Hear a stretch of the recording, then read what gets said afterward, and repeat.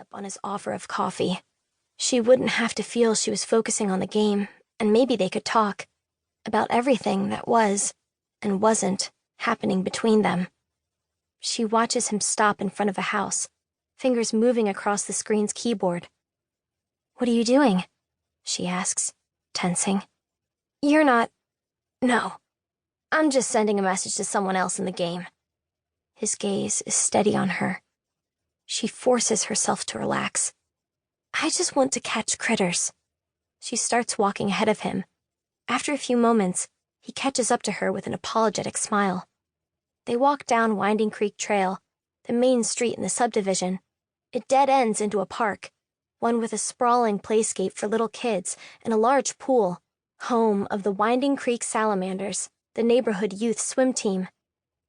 Julia sees someone sitting on a bench, the person's back to them as they enter the park, heading toward the pool. A woman, long hair stirred by the wind. Even from behind, she seems familiar. "Frustrating," Ned says, staring at his screen. "My last 2 critters have run away. Life is cruel. I swear, some algorithm kicks in right when you're about to level up." The woman on the bench isn't moving, just sitting there. Julia thinks she recognizes the coat. "Is that your mom?"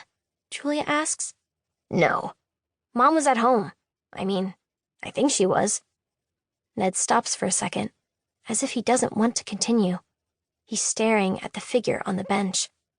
Julia keeps walking. "Miss Roberts?" she calls. "Hey!" The woman doesn't turn around at her voice. "Mom, are you trying to steal all our critters?" Ned calls to her. He comes up behind her, touches her shoulder. She slumps to the side. Ned freezes, but Julia keeps walking and rounds the bench. And then she sees Danielle Roberts' face, purpled, dead, dried blood on her lips and her chin. At her expression, Ned pushes past her to his mother.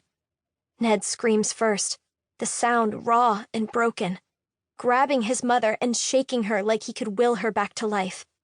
Julia pulls him off. He shoves her to the ground and collapses next to her.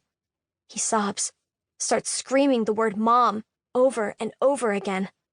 Julia reaches over to touch the woman's throat, but it's terrible, discolored, and instead Julia searches for a pulse on the cold wrist.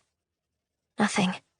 It takes Julia 3 shaky jabs at her phone screen to exit the game, and she forgets to breathe as she texts her mother. Ned's mom is dead in park. Chapter 2. Grant. Grant Pollitt stands in front of the tree on the green belt that leads down to the creek, beyond his backyard. When he was little, he used to hide his treasures in a small hollow near the tree's roots, until his mother worried that same hole might harbor copperheads or water moccasins.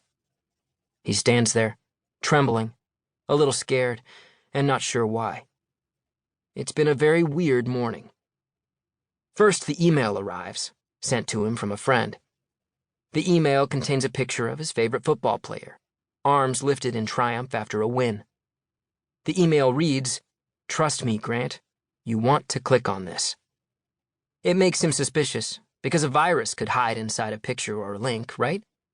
But it has his name in the caption, and the email wasn't from some unknown person.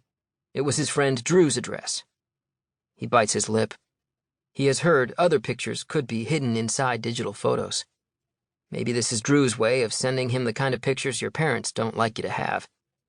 He feels guilty, but Drew would know if he doesn't click it, because he couldn't fake his way out of not knowing. He clicks it. His browser opens. A new picture appears. It's a photograph of a woman, caught whirling in the misty rain. Behind her stands the Eiffel Tower. She's wearing an expensive raincoat and laughing. People around her are clapping and watching in admiration. At the bottom of the photo are the words, "Some days, lies fall like the rain. Go look in your tree." That's incredibly odd, he thinks. He texts Drew, "Did you send me an email with a picture of J.J. Watt?" The answer, No. Why would I do that? And I was asleep. Thanks for waking me up."